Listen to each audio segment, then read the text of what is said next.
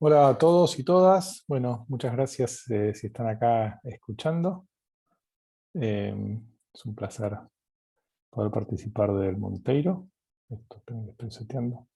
Es un placer poder participar de esta sesión en el Monteiro, así que muchas gracias a los organizadores y las organizadoras por darme esta oportunidad. Bueno, de lo que les quiero hablar es de una cosa que decidimos llamar distancia de Fermat, o distancia de Fermat.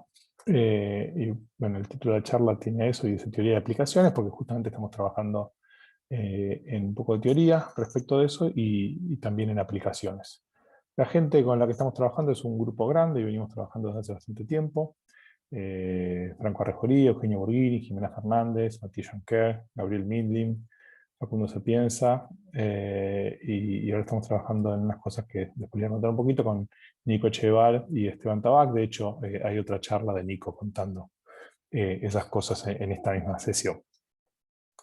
Bueno, entonces el problema es un problema que es bastante simple, es una charla bastante matemática, anticipo para quienes, bueno, para que sepan, el que avisa no es traidor. Eh, entonces, el problema es un problema que se puede eh, decir, se puede establecer muy fácilmente desde el punto de vista matemático, y después vamos a ver que tiene mucho sentido también desde el punto de vista práctico, tiene mucho sentido en aplicaciones. Entonces, matemáticamente lo escribimos así. El problema es que tenemos una superficie, una variedad contenida en un espacio euclídeo de dimensión d grande, pero la variedad tiene dimensión de chiquita. Y muchas veces en las aplicaciones lo que termina pasando es que de chiquita es mucho más chico que de grande, pero también podría ser igual o un poquito más chico. No necesariamente tiene que cumplirse esto. Entonces lo que vamos a asumir es que tenemos n puntos que fueron elegidos al azar en forma independiente y de acuerdo a una densidad que está soportada en esa variedad. O sea que tenemos un montón de puntos. En principio lo que nosotros vemos es puntos en este espacio R de grande, pero nuestra hipótesis es que esos puntos son puntos I y D sampleados sobre una sábana y con cierta densidad. Hay regiones de la sábana que son más probables, hay regiones de la sábana que son menos probables. Y la pregunta del millón es si a partir de estos puntos podemos aprender sobre algo sobre la geometría de M, de la topología, qué dimensión tiene, cómo son las distancias entre puntos, qué noción de distancia deberíamos considerar entre puntos de esa variedad, de esa superficie.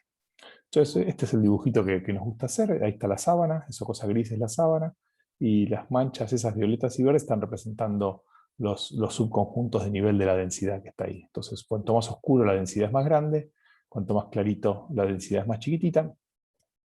Y bueno, y los colores violeta y verde es porque estamos asumiendo, por ejemplo, que uno lo que tiene es una mezcla de dos gaussianas. Imagínense lo que sería una mezcla de dos gaussianas con dos modas.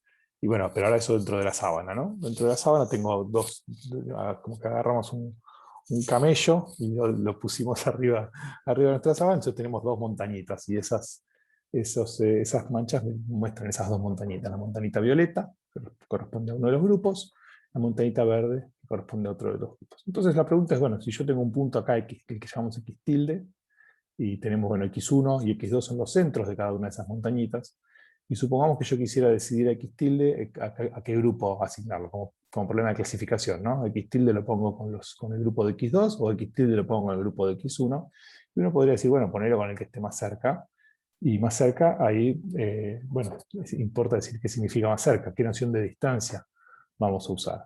Entonces, fíjense que si usamos una distancia euclidia, X tilde está más cerca de X1, incluso si usamos la distancia geodésica dentro de la variedad también, X tilde está más cerca de X1.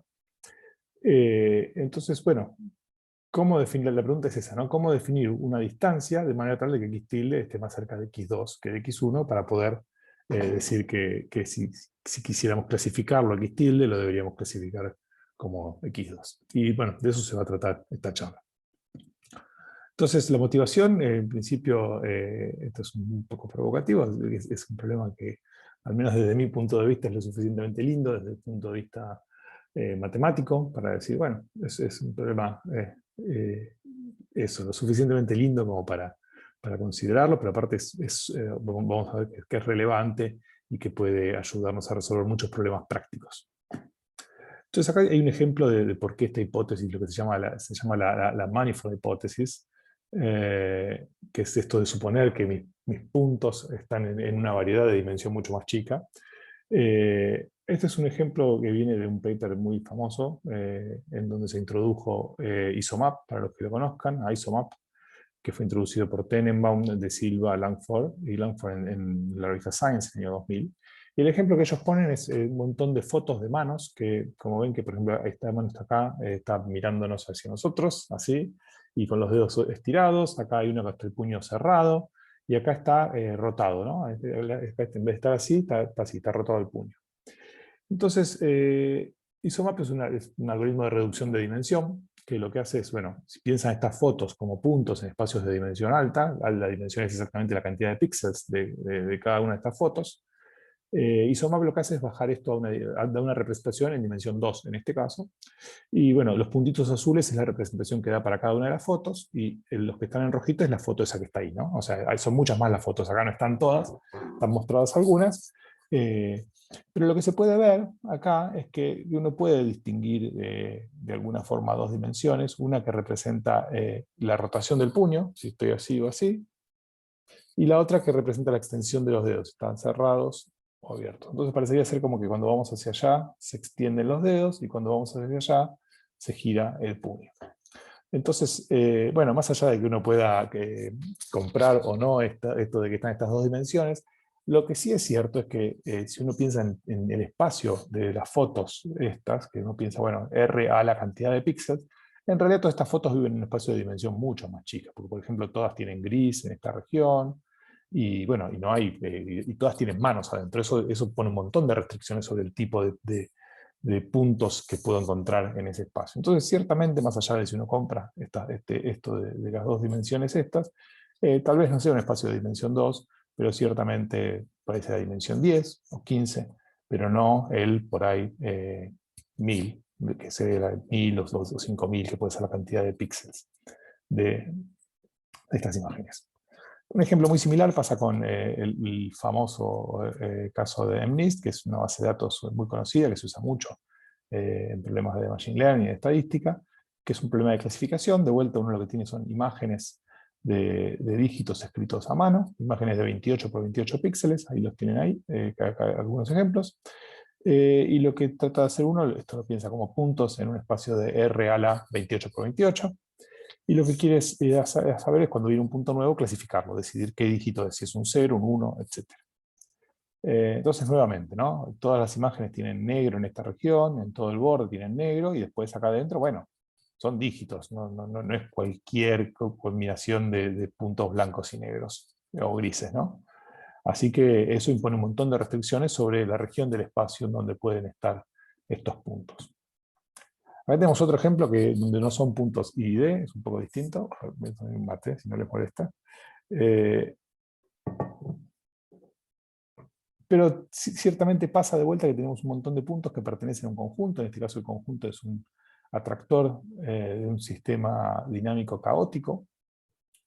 Y por razones que prefiero saltear ahora, pero que voy a dejar links en la descripción del video para los que quieran ir a ver, es muy importante poder entender la topología de esos atractores, y muchas veces es importante entender la topología de esos atractores a partir de datos, ¿no? Uno lo que tiene es una serie de tiempo, la hipótesis es que proviene de un sistema dinámico, y uno lo que...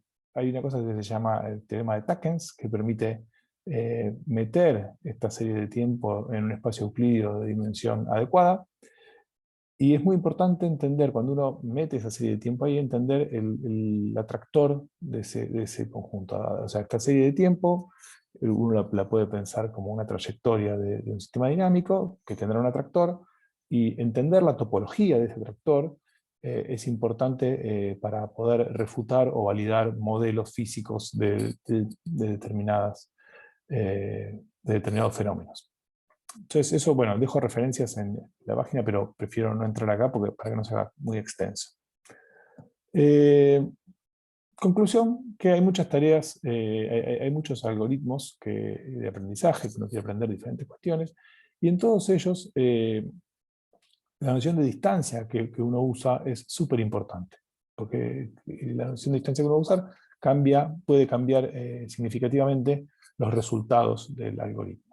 Un ejemplo típico es cuando uno hace camedias, es un algoritmo muy, muy famoso para agrupar, y es bien sabido que si uno hace camedias con conjuntos como estos que están acá, en donde hay claramente 2 o 3 grupos, o en este caso 5, creo que son 5, 1, 2, 3, 4, 5.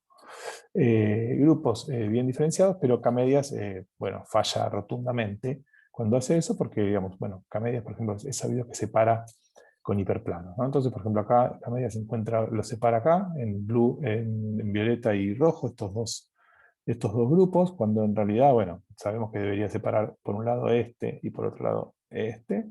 Algo parecido pasa acá, que en vez de encontrar estos dos círculos, separa por acá. Lo mismo acá con estos 3 círculos, lo mismo acá con estas hélices, y lo mismo acá con estos círculos. En vez de encontrar los 5 círculos, se encuentra cualquier cosa, camedias. Entonces, bueno, eso es bien conocido, no vengo a descubrir que camedias fallan en estas situaciones. Lo que vengo a decir es que por ahí el problema no es camedias, no es el algoritmo de camedias, sino la noción de distancia que estamos usando. Camedias, lo que dice camedias esencialmente es poner cerca lo que está cerca y poner lejos lo que está lejos.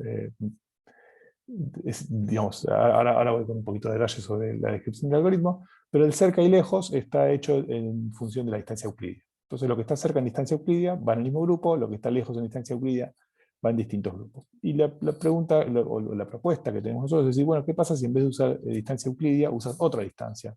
Por ahí las cosas mejoran. Y entonces, bueno, la pregunta es ¿qué distancia usar? Entonces, esto es Camedias. ¿Qué hace Camedias? Dice, bueno, yo tengo un montón de puntos y lo que voy a usar es, tenemos un montón de puntos que lo llamamos X, el conjunto de puntos, y el objetivo es encontrar una partición de ese conjunto de puntos, de K, partimos en K grupos, que K es el parámetro de la cantidad de grupos que estoy buscando, y lo que buscamos es K centros, de manera tal de que asignemos a cada punto del conjunto X uno de los centros, y cuando hacemos eso, queremos, digamos, minimizar la varianza, ¿no? Digamos, sumamos la distancia de cada punto a su centro y sumamos sobre todos los grupos y queremos que eso sea lo más chico posible. Entonces, cuando uno tiene cosas así, dice, bueno, pongo a los azules todos juntos, pongo a los verdes todos juntos, pongo a los rojos todos juntos, y de esta forma minimizamos la suma de cada punto a su centro. ¿Está bien? Pero bueno, es como decía antes, si uno tiene conjuntos como este que está acá, falla rotundamente Camedias porque lo que hace es partir en estos 3 espacios, que son intersecciones de semiespacios, porque, bueno, eso, a cada punto lo asigna a su centro. Y cuando uno tiene 3 centros y parte el espacio de forma tal de asignar cada punto a uno de los centros, al que está más cerca, lo que queda es una intersección de semiespacios. Así que Camedias no puede nunca encontrar estos 3 círculos que debería encontrar acá. Bueno, un spoiler, vamos a introducir una noción de distancia, que con esa distancia estos tres grupos se encuentran perfectamente haciendo Camedias. Entonces, un antecedente que hay que mencionar sí o sí, ese antecedente claro de lo que les voy a contar, es ISOMAP, como decía antes, que ISOMAP lo que hace es suponer que uno tiene los puntos en una variedad, como decía antes, una situación como esta, que asume que es una isometría, por eso se llama ISOMAP, que es una isometría de un conjunto de R a la D chiquita, alguna D chiquita, y lo que dice, lo que trata de hacer ISOMAP es calcular las distancias geodésicas entre puntos para esta variedad. Entonces, bueno, esta es la geodésica de verdad en este conjunto, y esta es la estimación que hace ISOMAP de esa geodésica, y efectivamente, bueno, esto que viene acá viene por el hecho de que está asumiendo que es una isometría, ¿no? Entonces, digamos, va para atrás, ISOMAP lo que hace es, si es cierto que hay una isometría, trata de descubrir esa isometría, va para atrás, y lo que busca es el segmento en esa isometría que estaba ahí.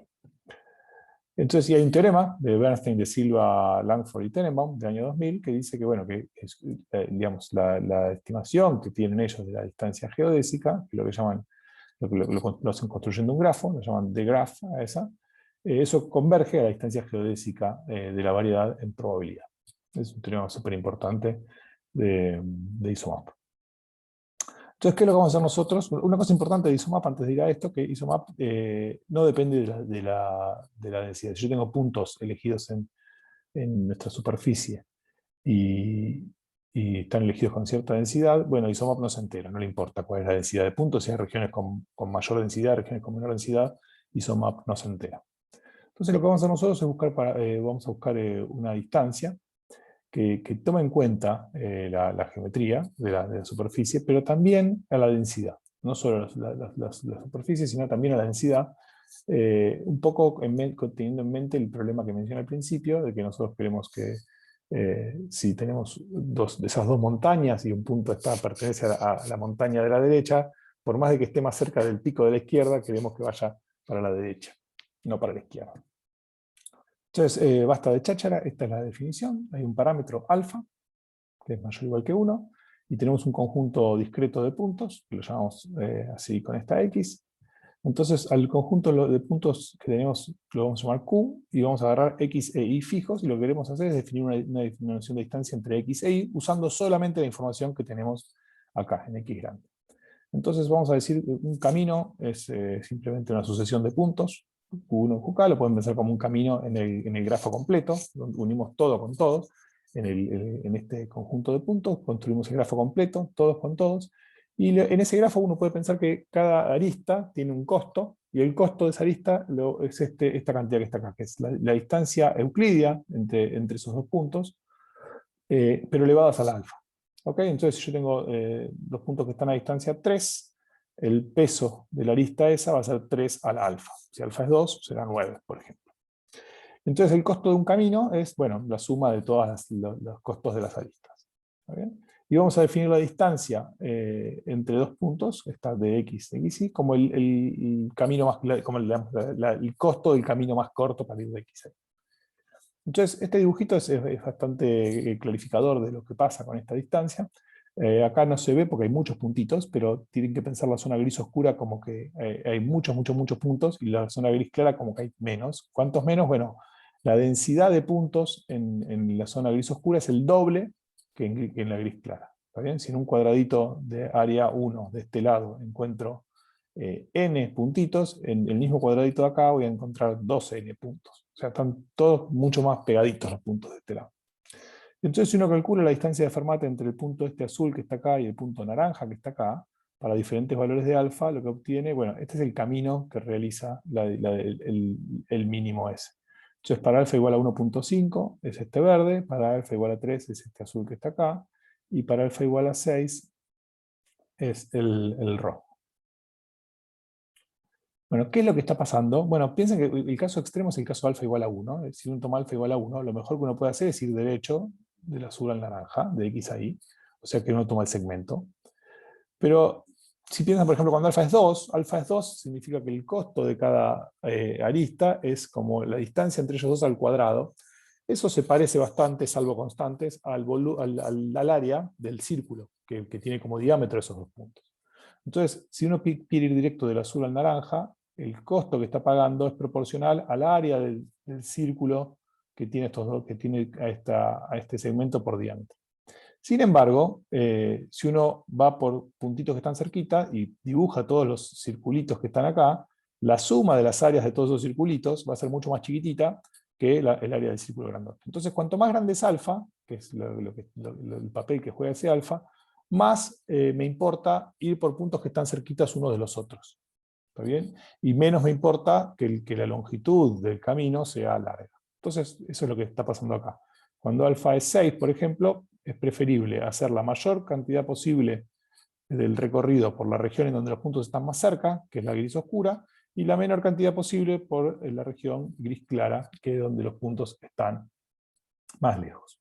Entonces, estos dibujitos, cuando nosotros mismos vimos estos dibujitos, nos recordó mucho a este famoso dibujito que está acá, que es el camino que hace el guardavidas para ir a rescatar a una persona que se está ahogando, este de acá del medio.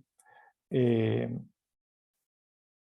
es lo que hace? Si tiene que ir de acá hasta acá, bueno, no va derecho, sino lo que hace es tratar de ir la mayor cantidad de tiempo posible, o una buena cantidad de tiempo posible, por la región en donde viaja más rápido, que es la arena, que puede correr, y hace un trayecto más corto en el mar, que es donde va más despacio, que es donde nada. Entonces, a pesar de que el recorrido es más largo, el tiempo que tarda es más corto. Y lo que busca es el camino que tarda menor cantidad de tiempo. Y eso es exactamente lo mismo que hace la luz, que eso es lo que se llama el principio de Fermat, y de ahí viene el nombre de esta distancia, que lo que busca es ir el camino, déjenme entre comillas decirlo, pero voy rápido con esto, busca el camino más corto en términos más rápido, ¿no? Más corto en términos de tiempo, o sea, eso se llama más rápido, el camino más rápido para ir de un punto a otro, y por eso vemos este fenómeno, que gracias a eso tuvimos un maravilloso álbum de Pink Floyd. Muy bien, entonces esta transparencia la voy a pasar rápido, pero voy a dejar las transparencias con un link en la descripción, que es esencialmente la descripción de qué se trata el principio de Fermat en óptica, contando cómo es eso de que la luz elige el camino más rápido. Entonces, volviendo a lo nuestro, ¿se acuerdan que teníamos una función definida en una superficie M, que iba a R, que era una densidad? Era este dibujo que estaba acá. Y definíamos bueno, ahora vamos a definir otra distancia. Pueden pensar a la distancia que definimos antes como una distancia empírica, y ahora vamos a hacer la versión poblacional de esa distancia. Vamos a agarrar de vuelta 2 puntos en la variedad, y ahora nuestra versión poblacional es hacer lo siguiente. Vamos a fijar un parámetro beta mayor o igual que 0, y vamos a definir la distancia de Fermat como el ínfimo sobre todos los posibles caminos que van de X a Y. Esos son estos gamma grandes son caminos que van de X a Y. Para cada camino vamos a integrar 1 sobre F a la beta, y esa es nuestra definición de distancia de Fermat poblacional. Entonces fíjense que esto lo que va a buscar es un camino que va a ser un camino en donde esta cosa que está acá adentro sea lo más chiquito posible. Y lo más chiquito posible significa que F sea lo más grande posible. O sea que lo que vamos a buscar son caminos en donde que vayan por regiones en donde F sea grande, porque eso es lo que va a permitir que esto sea chiquito, y va a importar más eso que la longitud del camino. Por supuesto, la longitud del camino entra también, porque digamos, va a entrar en el costo, pero no importa digamos, la longitud del camino a secas, sino digamos, cuánto tiempo voy por regiones en donde la densidad es grande y cuánto tiempo voy por regiones en donde la densidad es chica. Entonces, en este ejemplo que tenemos acá, X tilde va a estar mucho más cerca de X2 que de X1, porque el costo para ir de X tilde a X2 tengo un camino donde la densidad es más o menos grande, mientras que si quiero ir de X tilde a X1, tengo que atravesar esta región de acá, donde la densidad es muy, muy chiquitita, y eso hace que el camino sea muy, muy costoso. ¿Está bien? Entonces, caminos donde la densidad es baja cuestan mucho.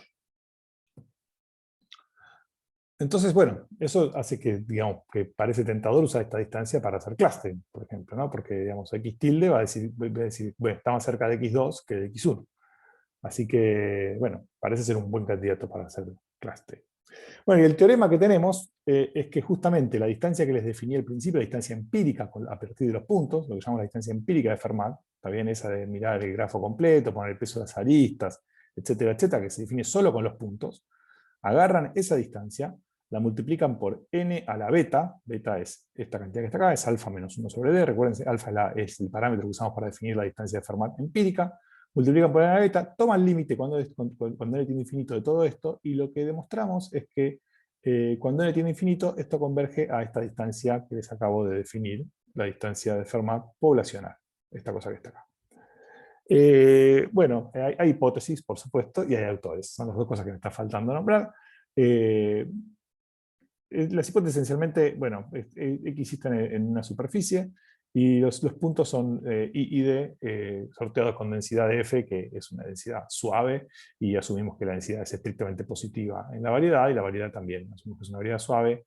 Y bueno, tiene dos partes, porque primero con Matías Jonquer y Facundo Sapienza en el año 18 hicimos la parte en que M era una isometría de un conjunto bonito de RD, por decirlo de alguna manera. Y después con Euge Borghini, Jimé Fernández y Gabo Midlin, el año pasado, lo extendimos a variedades sin borde. Así que más o menos tenemos el panorama completo. Faltaría el caso de variedades con borde, pero bueno, ahí es técnica la parte de lidiar con el borde, así que por ahora lo salteamos. Entonces este es el teorema que les quería contar, y ya para no hacer muy larga la cosa, voy a tratar de ir cerrando. Les cuento acá una aplicación que hicimos también con Euge Borghini, Jimena Fernández y Gabo Midlin, que esencialmente probamos que usando esta distancia para tratar de aprender la topología de la variedad, las cosas van bien. O sea, esta cosa acá que no se entiende nada, es una forma de, esto que se llama el diagrama de persistencia para una filtración. Bueno, es un poco técnico. No voy a entrar en eso, pero digamos, esto que está acá dice que si uno calcula invariantes topológicos de la variedad y invariantes topológicos respecto de la muestra, bueno, y hay una forma de definir la distancia entre esos invariantes, bueno, la probabilidad de que esa distancia sea más grande que epsilon tiende a cero exponencialmente rápido. O sea que una cosa converge a la otra. O sea, el mensaje es: se puede recuperar la topología de M usando esta distancia. Bueno, acá hay unas heurísticas que también las voy a saltear, pero quedan en las transparencias para que lo puedas pasar. Esta es una heurística que si usted se preguntando por qué la distancia de Fermat empírica, acuérdense que la definimos con esta cantidad, por qué converge a esa integral, esta que está acá. Bueno, acá está, mírenlo con cuidado después en las transparencias, a ver si se llevan una idea del por qué. Entonces, esperen que se me están saltando. Bueno, acá un poco para venderles el asunto. Un ejemplo para mostrar que la cosa anda. La cuestión es trabajar con estos datos. Pero ¿cómo fueron construidos estos datos? Bueno, sorteamos 4 normales con distintos centros y después las enrollamos en lo que se llama el Swiss roll. Las enrollamos así. Y ahora tenemos estos puntos, pero sin los colores, ¿no? Entonces, uno lo que tiene son estos puntos que están acá, y le encantaría encontrar estos 4 grupos, que son el grupo azul, el rojo, el verde claro y el verde oscuro.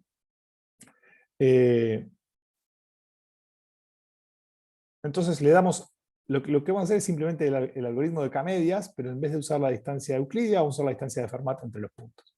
Con estos puntos que están acá, sin decirle a qué grupo pertenece cada uno. Bueno, y acá tenemos 4 medidas distintas para ver qué también lo hizo. Y lo que ven es que, bueno, acá en el eje X son diferentes valores de alfa. Empezamos con alfa igual a 1, que sabemos que con alfa igual a 1 da la distancia euclidia, y vamos subiendo. Y bueno, y la línea punteada es qué pasa si uno usa isomap. Entonces acá nos vamos comparando para diferentes valores de alfa con isomap. Y lo que uno ve es que, bueno, sabemos que la performance es mala cuando usamos la distancia euclidia, pero a medida que empezamos a subir alfa, la performance empieza a subir mucho, mucho, mucho, incluso llegamos arriba del 80% para estos valores de alfa que están por acá. Bueno, y algo parecido pasa con otras medidas que miden qué tan bueno fue el clustering. Este es otro ejemplo que también lo voy a saltear, pero tiene que ver con t-SNE. t-SNE da una forma de representar. Lo único que quiero decir es t-SNE da una representación en el plano con la distancia euclídea de mis puntos con la distancia que yo quiero. Entonces, digamos, esto es cómo representa la distancia de Fermat a estos puntos. Bueno, dice, bueno, encontré que estas son las distancias. Esto quiere decir que las distancias, que se da cuenta que los puntos naranjas están todos cerca entre sí, y que a la vez están lejos de todos estos que están acá, que no sé ni qué color es, color mate, que a la vez están todos lejos de los verdes, que los verdes están cerca entre sí, que a la vez están lejos de los turquesas, pero que los turquesas están cerca entre sí, y los azules, lo mismo con los azules. Esto es lo que se da cuenta la distancia de Fermat, que esto es lo que pasa. Y cuando uno agrega puentecitos, bueno, también se da cuenta de esto, ¿no? Por ejemplo, que si yo quiero ir desde acá, desde este punto que está acá hasta acá, lo que tengo que hacer es dar toda la vuelta por acá, después venir por acá, y después venir por acá. Eso es lo que está representando este gráfico acá, que si yo quiero ir de acá, tengo que hacer esto. Así, así, y después así. Bueno, ¿qué más? También tenemos aplicaciones a clasificación, simplemente usando estimación de densidad, usar la distancia de Fermat para hacer estimación de densidad, y después clasificamos simplemente cuando viene un nuevo punto. Tenemos dos grupos. Con nuestro nuevo punto estimamos la densidad de un grupo, estimamos la densidad del otro, y lo asignamos al grupo en el cual la densidad es más grande. Y con eso tenemos buenos resultados de clasificación. Por ejemplo, en ese conjunto, esto es lo que da la distancia de Fermat. O sea, estos son los dos grupos que encuentran, el rojo y el azul.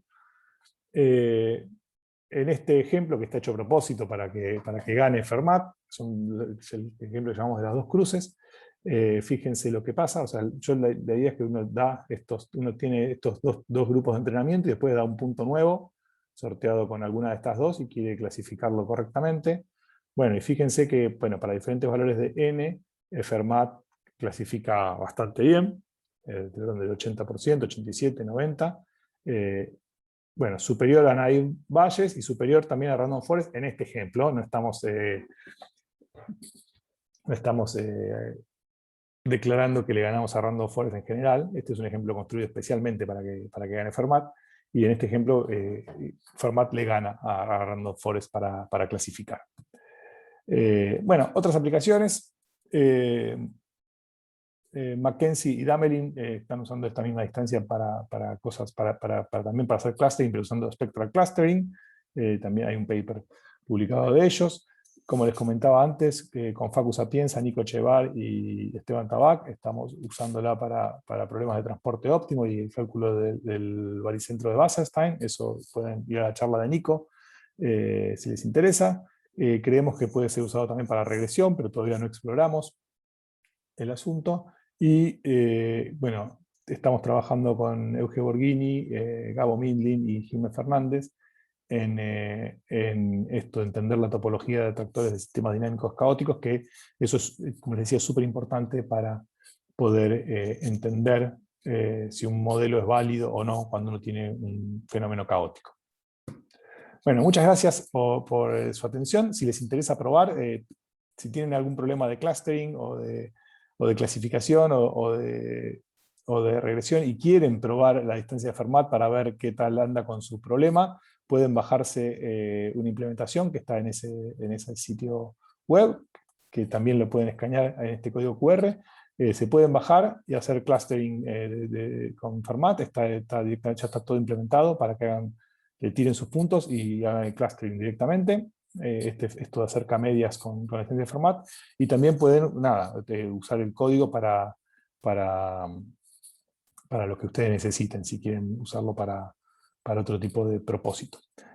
Así que si lo hacen, porfa, cuéntenos, que nos interesa. Bueno, gracias. Voy a compartir para saludar.